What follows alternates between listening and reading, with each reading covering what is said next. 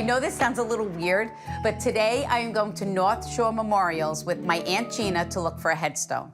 I felt old getting out of the car. Crazy. It has nothing to do with that we're picking out headstones. No. I mean, look, I see the burdens people are left with when their loved ones pass away, and they don't know where or how to bury someone, and then the cost of it. So I thought I'd take care of that while I'm still alive so my family doesn't have to worry about it. Hi. Hi, how are you? I'm good. How are you? I'm Lisa. Nice to meet you. I'm Theresa. I'm Gina. Hi, Gina. Nice to meet you. So how can I help you? So I have a very large plot. It actually overlooks my grandparents. Oh, no. Oh, that's I nice. can like look down onto their cemetery plot. I mean, look, most people don't have this, but I have a big old cemetery plot. I wanted to be buried in the same cemetery as my relatives. I just looked at it this way. If I'm buried in the same cemetery as my grandparents and my great-grandparents, my kids are gonna go visit them also, so. So this is our showroom in here. This is going to help you to decide maybe what color you like and finishes. I wasn't even thinking a color. I don't That's know. very important. How big does it get? Very big. You could have a monument, okay? That can be 9 feet high, okay? There's all different variables, and that's going to depend on what you like. Just look for the big cross-in section.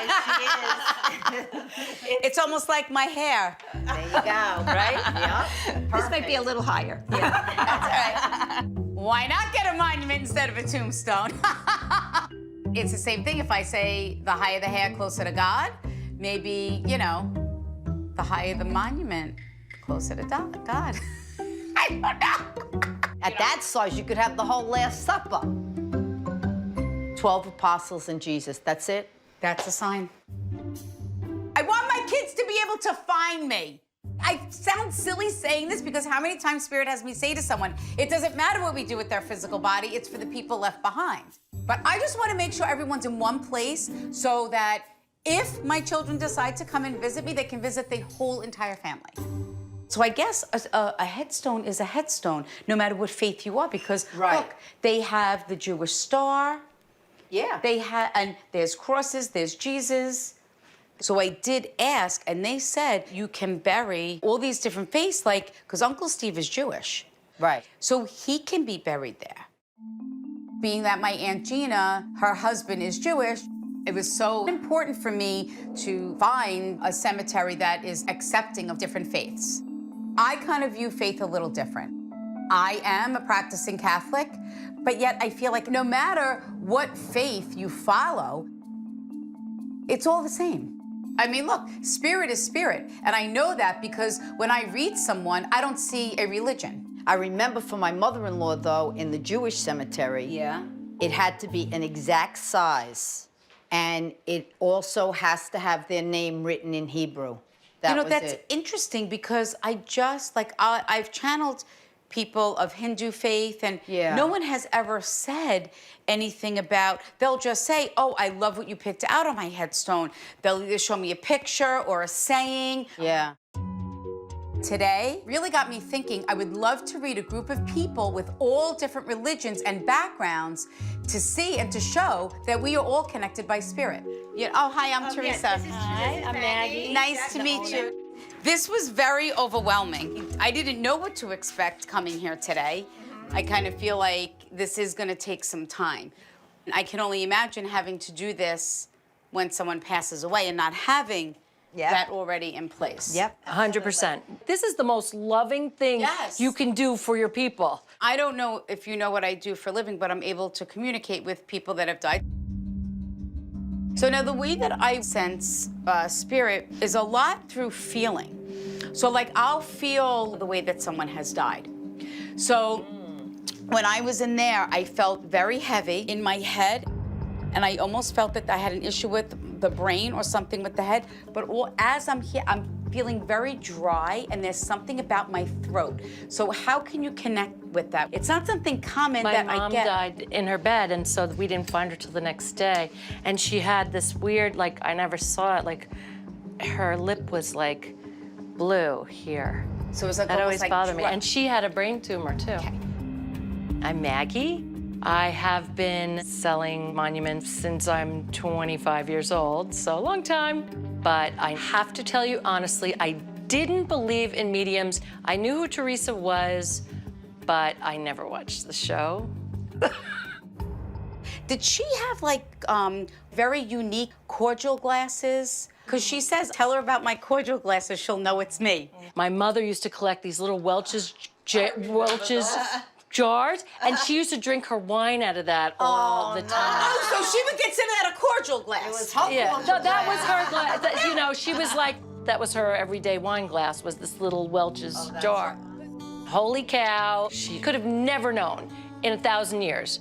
I wanted to just forget any of you people were here and just like grab her and hear every little bit about my mom. She says, I was not getting better.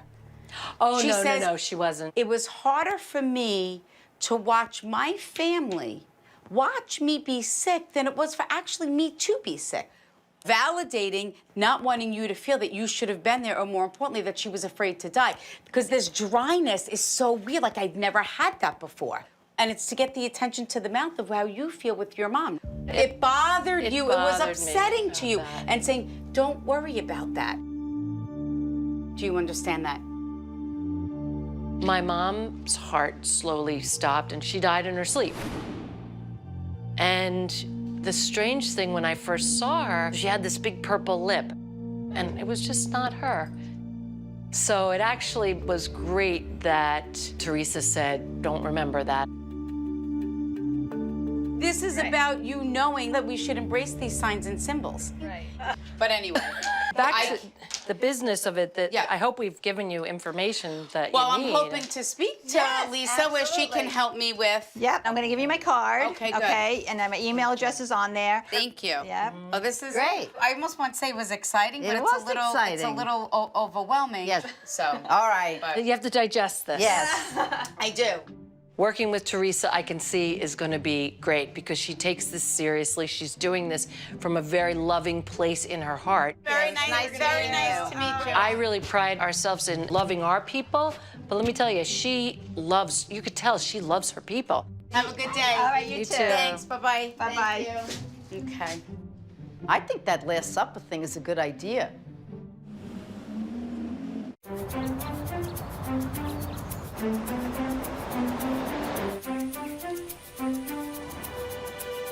Hi, Harley. How are you? Hi, Steph. How are you? Weeks have passed since my reading with Harley and her parents. Do you sometimes like see shadows, or do you sometimes feel something in your room? Sometimes like a ghost that I don't like and a skeleton that I don't like. Do you have trouble sleeping at night? Okay. A lot. I would say we're a good 6 weeks where I haven't slept the whole night. Yeah. That it sounds like she's being tormented. This is what we're gonna do before we go to bed. We're gonna do the sage, but Mommy has to do this, okay? Okay, not me. Not you, but you're gonna say the stuff, okay? We're just gonna light it. Skeleton, go to the light. This is Harley's space. I just really wanted to check in with Harley's parents to see if saging her room has helped her sleep at night. So how has things been since I've been to the house, besides that you lost your 2 front teeth? Have you been sleeping better? You have?